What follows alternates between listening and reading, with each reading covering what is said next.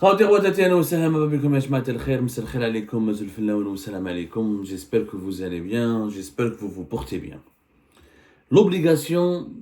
L'instauration d'une obligation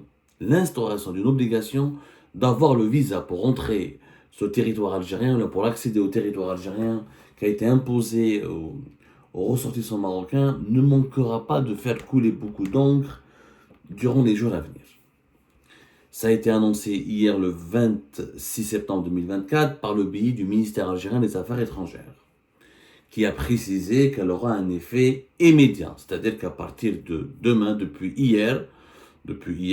aujourd'hui le 27 septembre 2024, plus aucun ressortissant marocain, plus aucun Marocain ne peut accéder au territoire algérien, ne peut entrer en Algérie s'il n'a pas de visa. Donc, les Marocains seront obligés de se rapprocher auprès des consulats d'Algérie au Maroc, qui sont toujours ouverts, ou là, s'ils sont installés à l'étranger, ils devront donc se rapprocher auprès des consulats d'Algérie présents là, ouverts sur les territoires des pays où ces Marocains résident. C'est une obligation à laquelle les Marocains ne peuvent plus échapper. C'est l'obligation d'obtention de visa d'entrée au territoire algérien. Comme on a déjà parlé, on a expliqué les raisons, on a expliqué les causes, on a expliqué l'impact insignifiant de cette mesure. On a parlé hier dans une première vidéo, pourquoi c'est un acte extrémiste, immoral, ça viole les engagements de l'Algérie dans le cadre du Maghreb arabe, ça viole des conventions bilatérales que l'Algérie a signées avec le Maroc, ça rappelle les heures les plus sombres des relations algéro-marocaines. On a parlé de ce qui s'est passé dans les années 90, comment les deux pays ont normalisé leurs relations au début des années 2000. On a raconté l'histoire, on a raconté le présent. Et on a expliqué que cette obligation de visa pour les Marocains n'a aucune justification sécuritaire. Et malheureusement, c'est juste une mesure politique populiste qui stigmatise une population d'un pays avec lequel le régime algérien a des problèmes. Mais ces problèmes sont censés concerner les dirigeants marocains et ne sont pas censés concerner le Marocain lambda. Mais maintenant, la question qui se pose, c'est que comment l'Algérie sera considérée, sera traitée, sera qualifiée si le Maroc n'applique pas la réciprocité. Pour le moment, parce que normalement, quand il y a une crise entre les pays, lorsque deux États ont des problèmes, des incompréhensions et un conflit, lorsqu'un État impose le visa obligatoire pour les ressortissants d'un autre pays, ce pays-là, d'un pays précis, d'un pays déterminé, ce pays-là a le droit de riposter et d'instaurer ce qu'on appelle la réciprocité. C'est-à-dire il va appliquer réciproquement, il va appliquer une obligation de visa pour les citoyens du pays qui a lui-même instauré la première fois l'obligation de visa. Ça s'appelle la réciprocité. Et normalement, ça se passe comme ça, classiquement. Je dis bien, classiquement, le Maroc est en droit aujourd'hui réciproquement d'instaurer une obligation de visa. Sauf que jusqu'à maintenant, le Maroc n'a pas réagi. Aucune réaction. Ni le ministère des Affaires étrangères marocain n'a réagi, ni le gouvernement marocain n'a réagi, ni l'agence de presse marocaine, la MAP, n'a réagi. Pour le moment, aucun commentaire n'a été fait ou n'a été prononcé ou annoncé ou diffusé, aucune attitude n'a été adoptée par le Maroc. J'ai beau chercher, ma cache, aucune réaction, pas la moindre réaction. C'est-à-dire les Marocains, 24 heures après, sont en train de se comporter comme si c'était un non-événement. Bon, c'est encore tôt, la journée du 27 septembre, au cours de laquelle nous vous diffusons cette émission, ne s'est pas encore terminée. On verra d'ici la fin de la journée, c'est un vendredi, on verra d'ici lundi, après ce sera un week-end. Mais le risque, il y a un risque énorme pour le régime algérien. Ce risque, c'est que si le Maroc n'applique pas la réciprocité, si le Maroc n'applique pas la réciprocité, le Maroc ne réagira pas avec agressivité. Si le Maroc ne fait pas de commentaires, ne dénonce pas, ne déplore pas et ne brutalise pas ou là ne contre-attaque pas, ça va faire de l'Algérie l'agresseur. Ça fera de l'Algérie le pays qui agresse son voisin. Parce que son voisin n'a pas réagi. N'a pas été scandalisé, n'a pas été déstabilisé, ne réagit pas. Imaginez si les Marocains maintiennent l'entrée libre au territoire marocain à tous les ressortissants algériens. Alors que les Marocains sont obligés maintenant d'avoir un visa pour entrer en Algérie. Imaginez si les Marocains adoptent un comportement extrêmement pacifique, sage, ils vont pas changer leur politique à l'égard du peuple algérien. Ou imaginez que les Algériens et les Algériens continueront d'être accueillis favorablement au Maroc sans visa, avec uniquement la présentation du passeport. Imaginez que les Marocains ou les autorités marocaines décident de ne rien changer au niveau de leur gestion des flux humains et migratoires en provenance de l'Algérie. Imaginez s'ils ne changent pas d'un iota leur politique d'accueil des ressortissants algériens.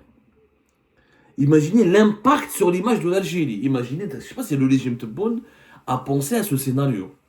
Parce que les dirigeants algériens, agressifs, aveuglés par leur agressivité, leur brutalité, et comme ils ne veulent pas, ils n'aiment pas la contradiction, ils ne font pas de remise en cause, comme ils ne sont pas rationnels, parce que cette mesure, on l'a expliqué, elle est irrationnelle, elle est totalement irrationnelle, et on l'a expliqué, on reviendra encore là-dessus, mais si le Maroc n'applique pas la réciprocité, alors comme quel sera l'impact? Ce sera catastrophique pour le régime algérien. Parce que dans son communiqué, le ministère des Affaires étrangères, qu'est-ce qu'il dit? Il dit à la fin, le Royaume du Maroc est tenu pour seul responsable de l'actuel processus de dégradation des relations bilatérales par ses agissements hostiles à l'Algérie. Sauf que si le Maroc n'applique pas la réciprocité et si les Algériennes et les Algériens peuvent rentrer toujours au Maroc sans visa, ce processus de dégradation ne revient finalement la responsabilité de ce processus de dégradation des relations ne va incomber qu'au régime algérien. La communauté internationale va percevoir le Maroc comme étant un pays victime d'un voisin qui est agresseur, qui est en permanence agressif, qui est en permanence brutal, qui est en permanence dans le reproche, dans la vindicte, dans l'invective, dans l'injure, dans la calomnie, alors que pour le moment, le Maroc n'a rien fait. Je rappelle que depuis le début de la crise algéro-marocaine, la nouvelle crise, parce que les crises algéro-marocaines, il y en a eu fait 63-64, il y en a eu 73-75, il y en a eu 94, et maintenant la crise de 2001, la crise 2021-2024, le Maroc n'a rien fait ouvertement. Il n'a pas adopté la moindre mesure anti-algérienne. Il faut reconnaître, je suis un Algérien, mais je suis objectif. Qui a rompu les relations diplomatiques le premier? L'Algérie août 2024. Qui a fermé l'espace aérien aux avions marocains? L'Algérie septembre 2021. Octobre 2021, septembre 2021.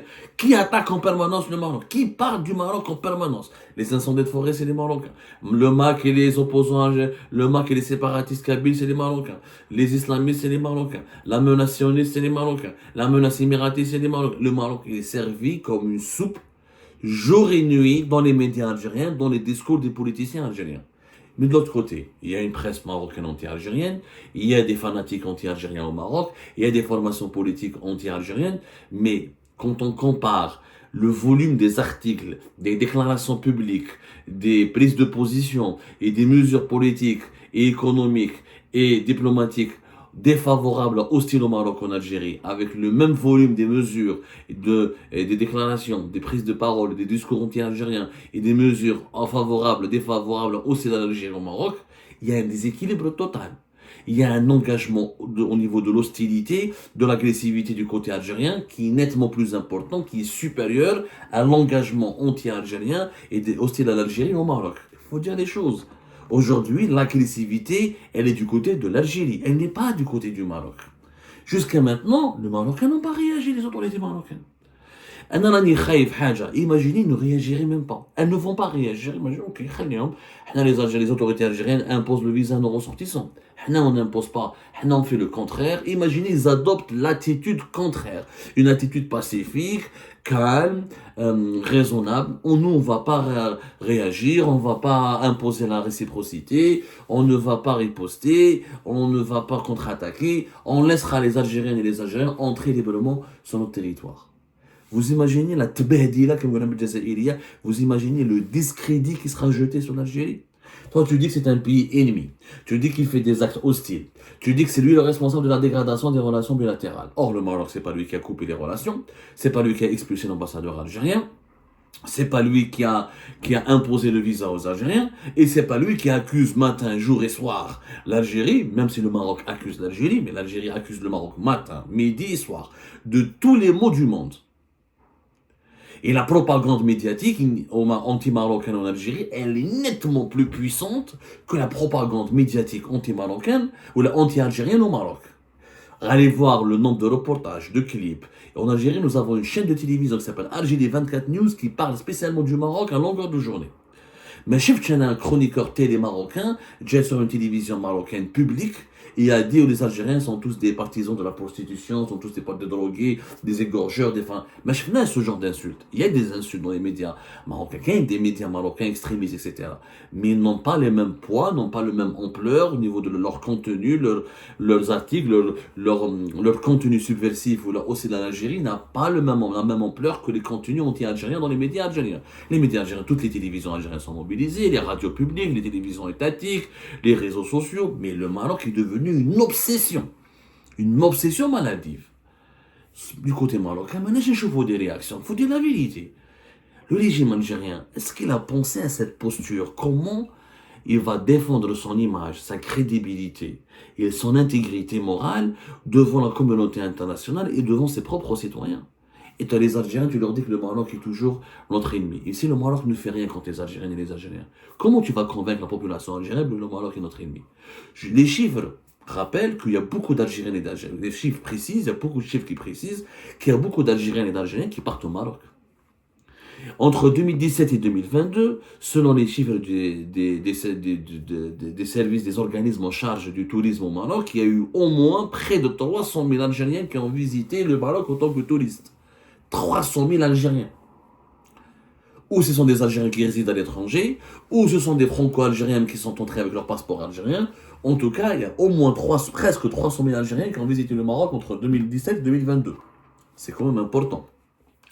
Allez voir les images des grandes stars de l'équipe nationale de football algérienne. Les Mahrez, les Slimani, les Ben Nasser. Allez voir les joueurs algériens, combien de fois ils partent au Maroc, combien de fois ils partent à Marrakech, ou là à Agadir, ou là à Tanger, combien de fois ils restent, combien de fois ils passent leurs vacances là-bas.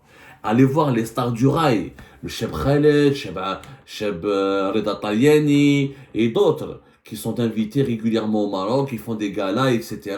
Dont certains résident même au Maroc, etc. Ils font des galas, Kader Japoni, etc. Combien? Oh, je vois, je vous parle les dernières. Je vous l'importance du nombre de visiteurs algériens au Maroc, de la place des Algériens au Maroc, et allez-y voir. Kader Japonais a participé par exemple récemment au festival Mawazin, en juin 2024. C'est quand même l'un des plus grands chanteurs de rail algériens. Et Kader Japonais, quand il est rentré au Maroc, il n'a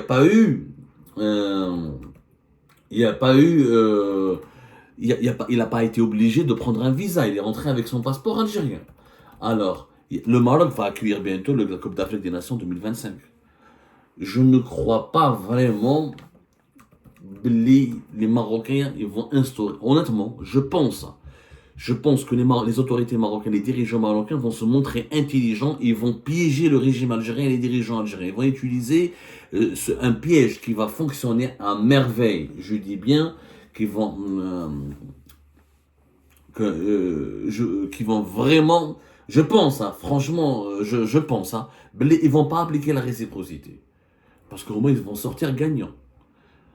Il y aura la Coupe d'Afrique des Nations, ils voudront que les Algériens viennent voir leur équipe nationale. L'Algérie va participer va certainement se qualifier avec la Coupe d'Afrique des Nations. Il y aura des milliers d'Algériens qui aiment le football qui vont aller au Maroc. Le Maroc va se montrer intelligent. Il va laisser les portes ouvertes. Vous allez voir dans les jours à venir, peut-être je vais me tromper, mais je sens, mon flair indique que le Maroc va adopter une position beaucoup plus conciliante, beaucoup plus pacifique et beaucoup plus apaisante. Et va laisser l'agressivité, la brutalité à l'Algérie, au régime algérien. Et c'est nous qui vont sortir ridicules devant la communauté internationale, surtout devant les pays africains, parce que les autres pays africains vont voir. L'Algérie, tout le temps, elle attaque le Maroc. Le Maroc ne riposte pas, ne fait rien. Donc qui est mauvais dans cette histoire? Si le Maroc a des actes hostiles, le Maroc il te laisse rentrer chez lui sans visa. Le Maroc, les joueurs marocains ils jouent au Maroc. Il y a des joueurs algériens qui jouent au Maroc. Il y a des stars, des joueurs de l'équipe nationale qui passent leurs vacances au Maroc. يعني ما شفتش انا شوفوا يا جماعة الخير يعني c'est quand même il y a quand même un constat. il y a quand même un constat, il y a une gestion rationnelle du côté du Maroc des relations conflictuelles avec l'Algérie. Alors qu'en Algérie, il y a une gestion totalement irrationnelle, affolante. On est dans l'agressivité en permanence. Et on ne sort jamais des preuves. On dit que le Maroc a des actes hostiles, on dit qu'il déploie des espions, qu'il est la base arrière d'Israël. On n'a jamais sorti de preuves. Moi, j'aimerais bien, c'est simple, si vous avez arrêté un espion israélien porteur du passeport marocain, pourquoi vous ne l'avez pas avoir dévoilé ça? Les Iraniens le font. Quand ils arrêtent des agents du Mossad, ils les passent à la télé. Passez à la télé, filmez-nous les espions marocains que vous avez arrêtés et qu'est-ce qu'ils ont fait réellement. Donnez-nous des témoignages. قنعونا سيدي قنعونا قنعونا j'aimerais bien يا جماعة j'aimerais bien نستقنع يعني j'aimerais bien comprendre mais je sais pas franchement je suis extrêmement inquiet par rapport à ce qui va se passer dans les jours à venir. Franchement j'en suis tout simplement même angoissé. J'ai comme l'impression que les autorités marocaines vont piéger les autorités algériennes en ne faisant preuve d'aucune radicalité, d'aucune agressivité. Et je suis quasiment sûr, je le sens, je n'ai pas de source au sein des autorités marocaines, je ne suis pas marocain, je ne suis pas journaliste marocain, mais bon, j'ai des amis, voilà, par-ci, par-là, qui me parlent, etc. Mais mon analyse, selon les éléments dont je dispose, indique que les autorités marocaines ne vont pas appliquer la réciprocité. Et là, ça va discréditer énormément le régime Tebboune, qui fera de lui le pays agressif. C'est lui l'agresseur. Parce que pour le moment, aux yeux de pas mal de Mondés, parler avec les étrangers, parler avec des experts étrangers, des journalistes étrangers, parler avec des spécialistes étrangers qui s'intéressent au Maghreb. L'Algérie, elle joue le rôle de l'agresseur. C'est elle qui accuse, elle ne sort pas de preuves. C'est elle qui accuse en permanence, qui attaque en permanence, qui réduit en permanence ses relations avec le Maroc, qui ferme tous les robinets au Maroc, c'est elle qui est dans le rôle de l'accusateur. Le Maroc joue le rôle de la victime, de l'accusé. Sauf que l'accusé, à la belle comme dans la justice divine ou la humaine, dans la justice tout court, il y a la présomption d'innocence. L'accusé n'est coupable si vraiment on démontre sa culpabilité. Moi, j'aimerais bien avoir les preuves que le régime algérien détient qui démontrent que le Maroc a déployé des agents israéliens en Algérie. J'aimerais bien aller voir ces preuves. Pour le moment, ça reste des accusations verbales, médiatiques, fantasmagoriques, sans aucune preuve. Et pour le moment, malheureusement, le régime algérien se comporte de façon à donner une très mauvaise image de notre pays. C'est celui qui agresse en permanence, qui accuse en permanence, qui dégrade les relations en permanence avec son voisin, alors que le voisin, jusqu'à maintenant, il ne réagit même pas. Il ne réagit même pas. Mais je n'ai pas trouvé de réaction. On attendra les jours à venir, mais sachez que si le Maroc n'applique pas la réciprocité, et que s'il laisse ses portes ouvertes à tous les ressortissants algériens, ça sera mais vraiment une immense gifle pour le régime algérien. Ça sera un immense discrédit. Là, ça fera dans notre pays, encore une fois, un pays qui agresse gratuitement. Un voisin qui a envie, parce que si le Maroc garde toujours ses portes ouvertes pour les ressortissants algériens, ça veut dire qu'il a envie de paix, qu'il a envie de bon voisinage. Or, le régime algérien veut le contraire. Donc, on va jouer le mauvais rôle. Si on joue le mauvais rôle, on sera discrédité. On aura une très mauvaise image. J'ai l'impression que nous voulons à tout prix, que les dirigeants algériens veulent à tout prix jouer le rôle du rabat-joie, de l'élève perturbateur dans une classe, du mouton noir, surtout du pays qui déstabilise, du régime qui déstabilise toute une région. Et ça, c'est dommage, parce que c'est pas le vœu des peuples algériens. C'est pas le désir du peuple. Le peuple algérien veut vivre en paix, veut vivre en tolérance, veut établir des relations de bon voisinage, il cherche le développement, il cherche la prospérité, il cherche pas les problèmes, il cherche pas les conflits permanents. Les problèmes, on en a déjà sur le plan interne. Le peuple algérien veut être heureux avec lui-même et avec ses voisins. C'est malheureusement pas la volonté ni la priorité des dirigeants actuels du régime algérien.